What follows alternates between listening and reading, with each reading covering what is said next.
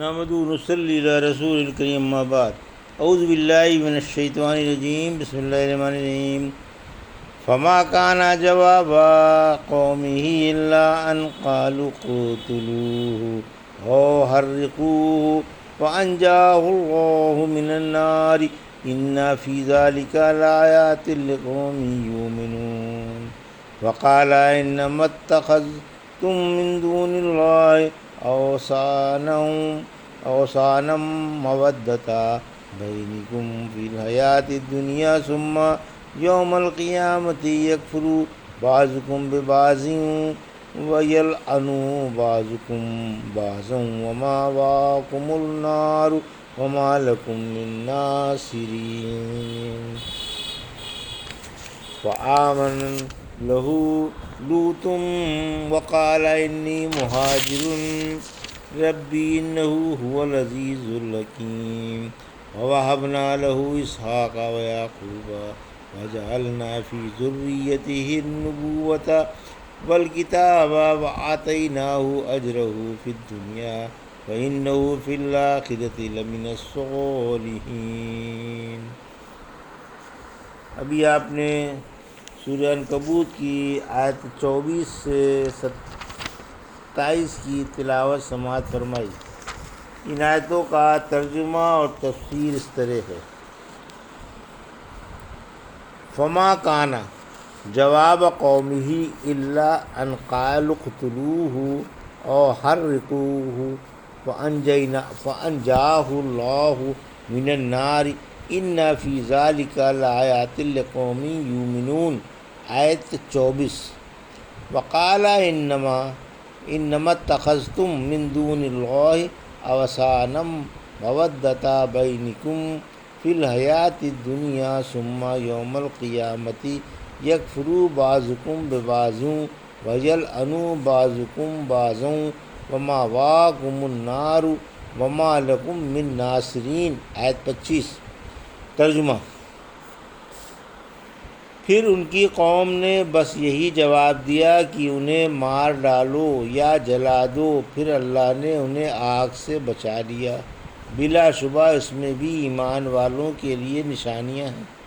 اور ابراہیم نے کہا کہ تم نے جو اللہ کو چھوڑ کر بت تجویز کر لیے ہیں، بس یہ تمہارے باہمی دنیوی دوستانہ تعلقات ہی کی وجہ سے ہے، پھر قیامت کے دن تم میں سے ایک دوسرے کا منکر ہو جائے گا اور ایک دوسرے پر برسے گا اور تم سب کا ٹھکانہ جہنم ہوگا اور تمہارا کوئی مددگار نہ ہوگا۔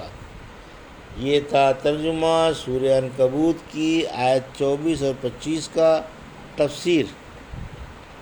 آیت 24۔ قوم کا جواب۔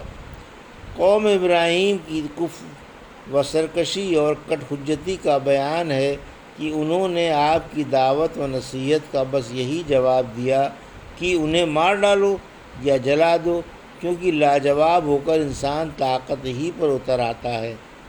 انہیں طاقت و حکومت پر گھمنڈ تھا۔ سورہ صافات کی آیت 97۔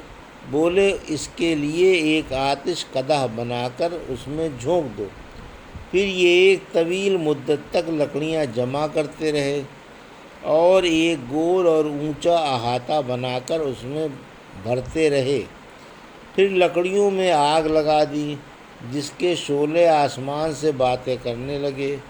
اس سے پہلے ایسی خوفناک آگ نہیں دیکھی گئی تھی۔ پھر حضرت ابراہیم کو باندھ کر منجیق میں رکھ کر اس میں پھینک دیا گیا۔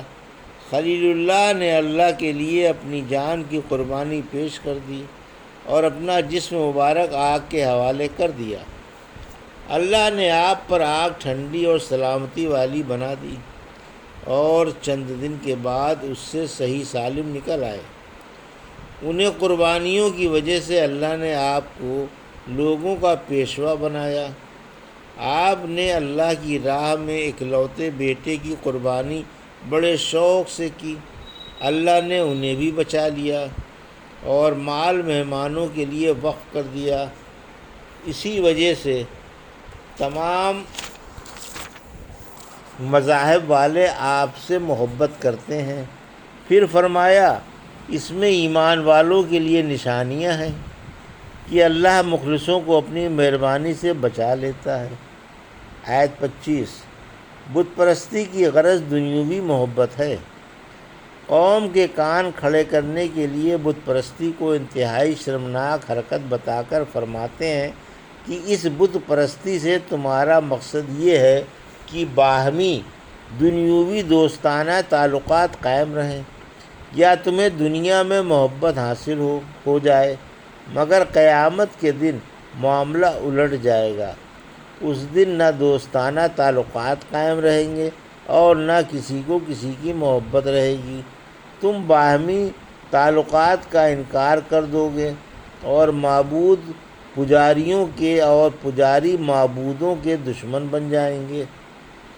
سورہ اعراف کی آیت 38 میں فرمایا جب کوئی جماعت جہنم میں داخل ہوگی تو اپنی جیسی دوسری جماعت پر لعنت کرے گی۔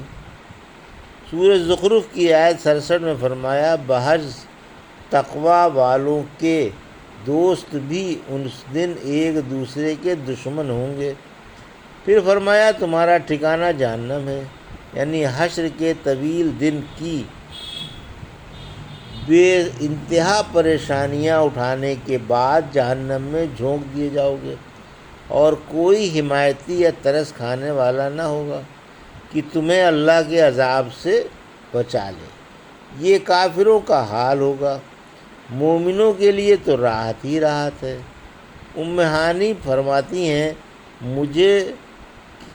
مجھ سے اللہ کے رسول صلی اللہ علیہ وسلم نے فرمایا اللہ میدان محشر میں تمام اگلے پچھلوں کو قیامت کے دن جمع کرے گا۔ اس میدان کے کناروں کی کسے خبر بولی اللہ اور اس کا رسول ہی بہتر جانتا ہے۔ پھر عرش کے نیچے سے توحید والوں کو پکارا جائے گا، یہ سر اٹھا کر آواز کی طرف کان لگائیں گے۔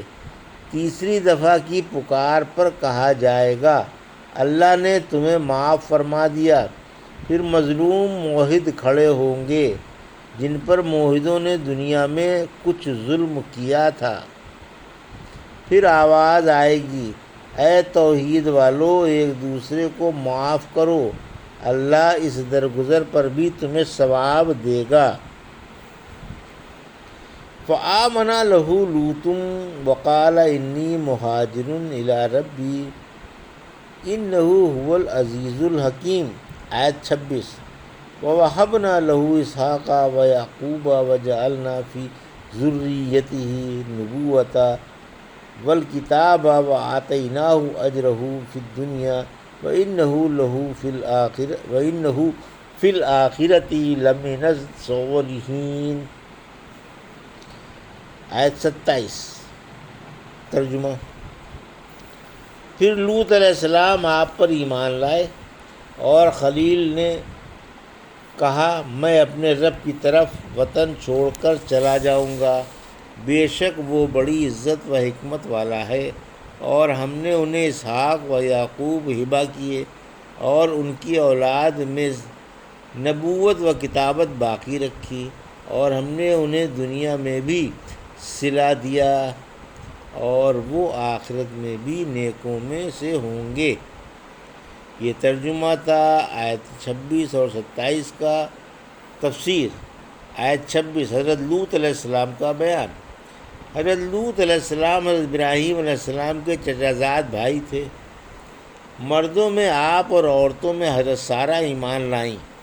بظاہر اس آیت میں اور اس حدیث میں کہ ابراہیم سرکش بادشاہ کے پاس سے گزرے، اس نے آپ سے پوچھا سارہ تمہاری کون ہے؟ فرمایا ہمشیرہ ہے۔ پھر حضرت سارہ سے کہا میں نے تمہیں ہمشیرہ بتا دیا ہے، مجھے جھوٹا نہ ہونے دینا، کیونکہ تم میری دینی بہن ہو اور دنیا میں میرے اور تمہارے سوا کوئی اور مومن نہیں ہے۔ میں تعارض معلوم ہوتا ہے، شاید حدیث سے یہ مراد ہو کہ دنیا میں میرے اور تمہارے سوا کوئی جوڑا مسلمان نہیں ہے۔ حضرت لوط علیہ السلام بھی ہجرت کر کے ملک شام آپ ہی کے ساتھ آئے اور آپ ہی کی زندگی میں اہل سدوم اور علاقہ سدوم کی طرف نبی بنا کر بھیجے گئے، جیسا کہ گزر چکا اور آ رہا ہے۔ آیت 27، خلیل اللہ کو نیک بیٹا اور پوتا دیا گیا۔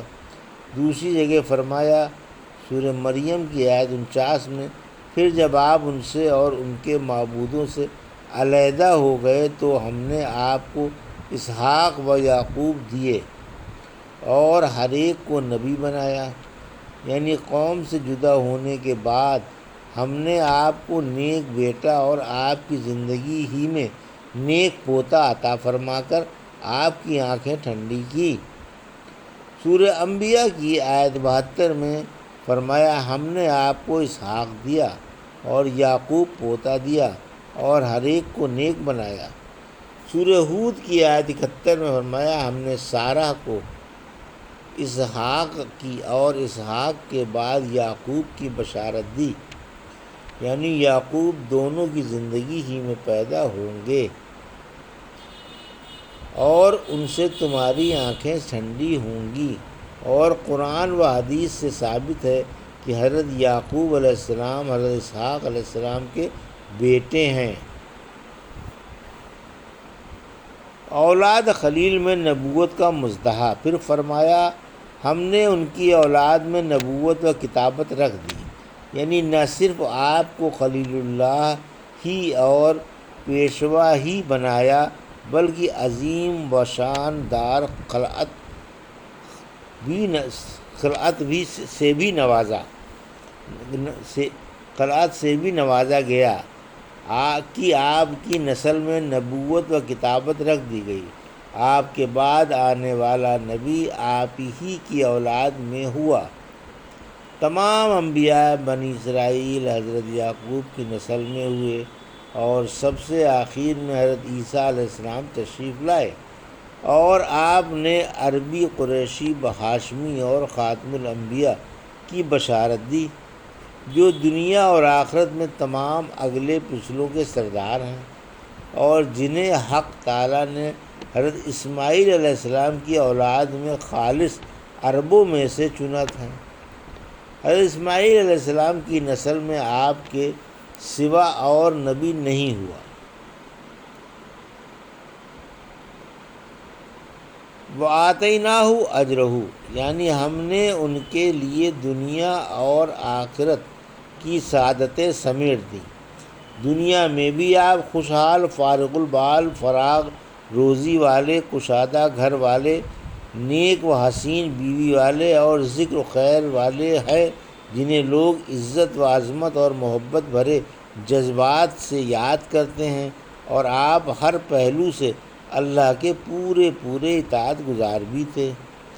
سورہ نحل کی آیت 120 سے 122 میں فرمایا بلا شبہ ابراہیم پیشوا تھے، اللہ کے فرما بردار تھے اور موحد تھے، مشرک نہ تھے، اللہ کی نعمتوں کے شکر گزار تھے۔